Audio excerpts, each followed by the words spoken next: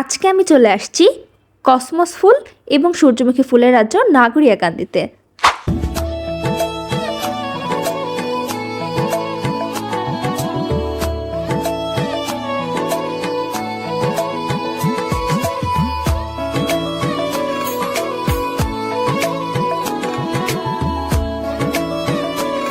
এই সুন্দর পার্কে কিভাবে যাবেন, কখন যাবেন, কত টাকা এন্ট্রি ফি লাগবে, কি বাসে যেতে পারবেন, সব বিস্তারিত নিয়েই থাকবে কিন্তু আমার আজকের ভিডিওটা। তো হ্যালো এভরিওয়ান, প্রথমে আমার যাত্রা শুরু হয়েছিল সকাল 6টায়। ঘুম থেকে উঠে বাসে করে গাজীপুর চৌরাস্তা থেকে চলে গিয়েছি গাজীপুর স্টেশন রোড। সেখানে গিয়ে সকালে নাস্তা করে 100 টাকা জনপ্রতি ভাড়া দিয়ে চলন বিল অথবা পিপিএল বাসে করে ওদেরকে বলবেন যে আপনারা নাগরিয়াকান্দি যেতে চান, ওরা আপনাকে নামিয়ে দিবে। যেই বাস স্টপে নামাবে সেখান থেকে 50 টাকার রিক্সা ভাড়া দিয়ে কিন্তু আপনারা চলে আসতে পারবেন আপন সানফ্লাওয়ার গার্ডেনে। জনপ্রতি মাত্র 50 টাকা এন্ট্রি ফি দিয়ে কিন্তু আপনারা সারা দিনের জন্য এখানে সময় কাটাতে পারবেন।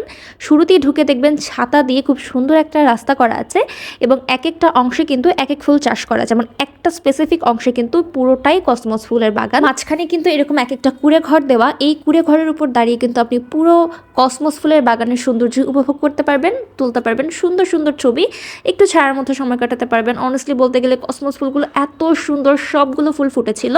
তার একটু পাশেই কিন্তু সানফ্লাওয়ার ফুলের গার্ডেন করা হয়েছে, আরও অনেক বড় ছিল, বাট এখন যেহেতু অনেক দিন হয়ে গেছে তাই কিছু সানফ্লাওয়ার মরে গেছে, আবার নতুন করে ওনারা বাগান করেছে।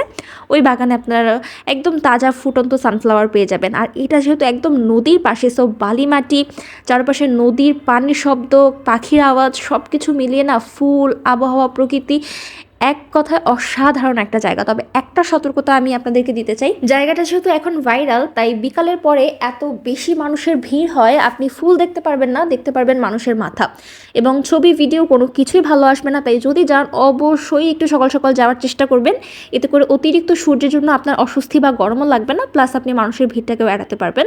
আর এখানে কিন্তু খুব সুন্দর একটা কাঠের ঘর আছে, এই ঘরটার চারোপাশে কিন্তু খুব সুন্দরভাবে ফুল দিয়ে সাজানো। এখানেও ছবি ভিডিও অনেক ভালো আসবে এবং আপনারা এটার মধ্যে চেঞ্জও করতে পারবেন।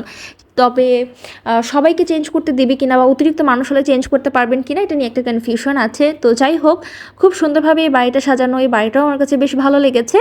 আপনারা ঢাকার যাত্রাবাড়ি থেকেও কিন্তু নরসিংদীর গাড়ি পেয়ে যাবেন, গাজীপুর থেকেও আপনারা নরসিংদীর গাড়ি পেয়ে যাবেন। আলটিমেটলি আপনাদেরকে নরসিংদী চলে যেতে হবে। নরসিংদী আসলে আপনারা যে কোনো জায়গা থেকে অটো বা রিক্সাওয়ালাকে বললেই তারা আপনাদেরকে নাগরিয়াকান্দিতে নিয়ে যাবে। জায়গাটা অসম্ভব রকম সুন্দর, ফুলের সৌন্দর্যটা নষ্ট হয়ে যাওয়ার আগেই আপনারা ঘুরে আসতে পারেন। এবং অবশ্যই আপনারা কিন্তু ফুল ছিঁড়বেন না, কারণ এই ফুল কিন্তু বেশিক্ষণ সার্ভাইভ করে না। সো একটা ফুল ছিঁড়ে প্রকৃতির সৌন্দর্য নষ্ট করার কোনো প্রয়োজন নেই। আমি রিকোয়েস্ট করব ফুল ছিঁড়বেন, এবং ফুল ছিঁড়লে কিন্তু 500 টাকা করে জরিমানা।